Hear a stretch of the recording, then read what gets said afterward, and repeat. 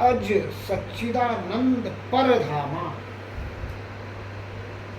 परधामा का मतलब लोग समझाते हैं कि दूसरे धाम में रहने वाला, नहीं।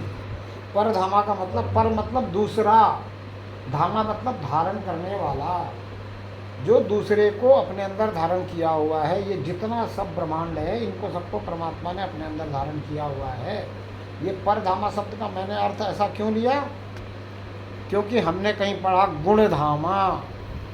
गुणधामा मतलब गुणों को धारण करने वाला, तो परधामा मतलब दूसरों को धारण करने वाला। तो इस परमात्मा ने सबको अपने अंदर धारण किया हुआ है, ऐसा ये सच्चिदानंद है। अब इसको सच्चिदानंद क्यों कहा, क्योंकि हमारे जो चित्त है, ये जो खोपड़ी है, भेजा है, इसमें अगर ये बैठ गया तो आनंद ही आनंद। ये बैठने का मतलब ये है कि फिर प्रार्थना यही रहेगी कि हे प्रभु मुझे तू माफ कर, और अपनी शरण में ले बिल्कुल। अब मुझे तो ऐसे मत छोड़ कि मैं करूं और ना करूं। अब तू ये मत देख कि मेरा भाव क्या है, अब मेरा तो कुछ मत देख, बस तू मुझे शरण में ले ले, और जैसा मुझे ढालना है तू ढाल दे। ये शरीर तूने दिया है, इस शरीर से जो करवाना है तू करवा ले। हे प्रभु मुझे क्षमा कर, अपनी शरण में ले ले, जो तू चाहता है इस शरीर रूपी साधन से करवा ले, और मुझे ऐसी दृष्टि दे दे। मुझे यानी मुझ आत्मा को, शरीर की दृष्टि से मैं न देखता रहूं, मन की दृष्टि से मैं न देखता रहूं। दो दृष्टियां हमारे पास हैं, शरीर की ये आंखें हैं, चक्षु, और मन की दृष्टि। तो शरीर की दृष्टि से जो हम एक बार देख लेते हैं, वो मन की दृष्टि से देख सकते हैं, वहाँ तक हम पहुँच सकते हैं विचार के माध्यम से। मन जो है विचारों का समूह है, तो और मन से जो हम कल्पना कर लें, विचारों में जो हम कल्पना कर लें, वो हम यहाँ देख सकते हैं। रामकृष्ण परमहंस जी और तोतापुरी जी की एक बात है, तो रामकृष्ण परमहंस जी कहते हैं मुझे तो काली के दर्शन होते हैं, हमेशा आँख बंद करके बैठ जाता हूँ, काली के दर्शन होते हैं। तोतापुरी जी कह रहे हैं, बोले तुझे काली के दर्शन होते हैं, परमात्मा के दर्शन नहीं हुए। काली तो बाद में रची गई ना, परमात्मा की रचना है काली। तुझे परमात्मा के दर्शन तो हुए नहीं। तो बोला परमात्मा के दर्शन कैसे हुए, तो बोला पहले काली को काट, फिर परमात्मा के दर्शन, फिर तू परमात्मा से जुड़ेगा, फिर इससे ऊपर की हस्ती से जुड़ेगा। अभी तो तू परिसीमितता में जुड़ा हुआ, तू इसी को अपने से ऊपर मान रहा है। सबसे ऊपर ये है नहीं, ये तुझे पता है, बस अपने से ऊपर है, इसलिए अपने इसकी जो है तो भाव से, श्रद्धा से पूजा कर रहा। तो मन में जो मूर्ति बैठ गई वो दिख रही है। अब हमारे मन में, अब जैसे आपका इतना बड़ा कैंपस है, इस कैंपस में आप कहीं सोचो कि मेरा जो है ना इस तरह का बंगला बना दूं मैं, तो परमात्मा ने बहुत कुछ दे रखा है, तो हमारे साथ में रहने वाले बच्चे वगैरह सब आनंद में रहें, इस तरह का बंगला बनाऊं। तो आप बंगला बनाने की एक इमेजिन करो कि यहाँ ये चीज़, यहाँ ये चीज़, यहाँ ये चीज़, यहाँ ये चीज़, ऐसे आगे लॉन होगा और होगा, फिर इसके में ऐसी व्यवस्था होगी, इस तरह यहाँ झूला लगा होगा, ये तो हमारा बच्चों का रूम होगा, ये तो जो भी आपने सोच लिया, आपने जो डिजाइन सोच ली, वो अगर आपने तैयार कर लिया एक परफॉर्मा, सिर्फ दिमाग में, कल्पना में, वो आपको यहाँ दिखाई देगा। उसको आप पेपर पे उतार सकते हैं, कर सकते हैं। जो कल्पना हम करते हैं, ये मन की आंखों से दिखाई देने लग जाएगा, दिख रहा, सामने आ गया, तो वो एक कल्पना है। इस मूर्ति के रूप में परमात्मा है, और ये मूर्ति के सामने बैठ कर के मैं जो भी कुछ इससे कह रहा हूँ, ये सुन रही है, और यही है सब, ये कल्पना है। और परमात्मा तो ऐसा है कि आप किसी भी रूप में इसको मानना, पूजना, देखना, समझना, समझाना, कुछ भी करना, इसके साथ किसी भी तरह से शुरू करो, इस तक तो पहुंचता ही, क्योंकि आप इसी के इसलिए कर रहे हो।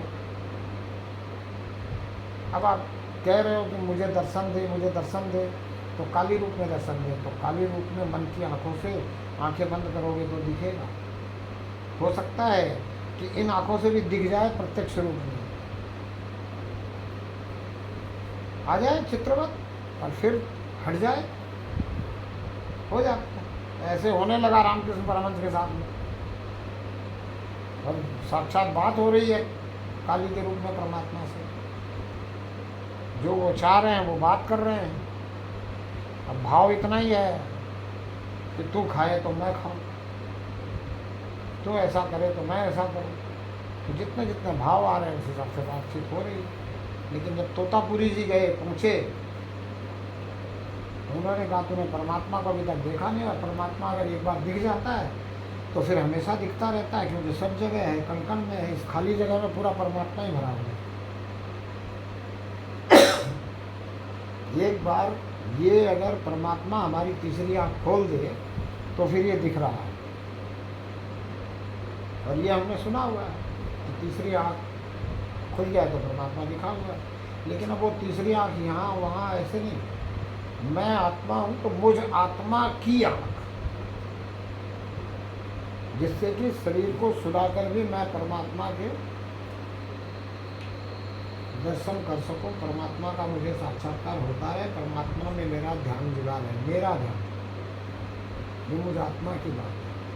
मेरा ध्यान शरीर के माध्यम से तब तक जुड़ता है जब तक मैं परमात्मा को पहचान नहीं लेता या मेरी आंखें खुल नहीं जाती। विषय बहुत गंभीर है, लगता असंभव सा ही है, लेकिन असंभव को जब हम संभव कर लेते हैं तभी ये जीवन सफल और सार्थक है। अन्यथा तो है। और इसमें क्या है कि बस वही है कि चित्त में अगर परमात्मा बस गया, ये सत्य बस गया तो आनंद ही आनंद है। और चित्त में सत्य बस गया तो प्रार्थना यही है कि हे प्रभु मुझे क्षमा कर, अपनी शरण में ले ले, जो तू चाहता है वो करवा ले इस शरीर के साधन से। और मुझे ऐसी दृष्टि दे दे कि इस शरीर के साधन से होते हुए को मैं देखता रहूं और हर पल तुझे भी निहारता रहूं। फिर मैं भी कबीर के जैसे कह सकता हूँ किसी समय में कि ना मैं किया ना कर सका, ना कर सके शरीर, जो किया सो हरि किया। हुआ कबीर कबीर कबीर कहते कि मैंने शरीर से कुछ नहीं किया, मैं कर भी नहीं सकता था। जो कुछ हुआ है ये हरि ने किया है। और लोग कबीर कबीर कह रहे हैं, क्यों? क्योंकि लोग सिर्फ मेरे शरीर को देख रहे हैं। मेरे शरीर का नाम कबीर है, मेरा नाम तो है नहीं कबीर, इसलिए लोग कबीर कबीर कबीर कबीर कह रहे हैं। एक अनपढ़ व्यक्ति इतनी अच्छी अच्छी व्यवहारिक, सामाजिक, आध्यात्मिक, वास्तविक सारी बातें दो दो लाइनों में समझा गया। हम उनका कोई भी दो लाइन उठा के पढ़ लें, कोई ना कोई बात निकलती ही है। अभी भी ये दो लाइन ही है कि ना किया ना कर सका ना कर सके शरीर, जो किया सो हरि किया। हुआ कबीर तो निश्चित ही इसको कहते हैं गॉड गिफ्ट। और वही बात ये कह रहे हैं। यही बात हमारी समझ में अगर आ गई तो समझो कि जीवन सार्थक, जीवन जो मनुष्य योनि मिली ये सफल। अन्यथा जीवन सफल और सार्थक तो नहीं कह सकते, पर जीवन सुखमय हो सकता है, आनंदमय हो सकता है। और अच्छे कर्म करते रहे तो इस जीवन के उपरांत और भी जो जीवन मिले वो भी सुखमय आनंदमय हो सकता है।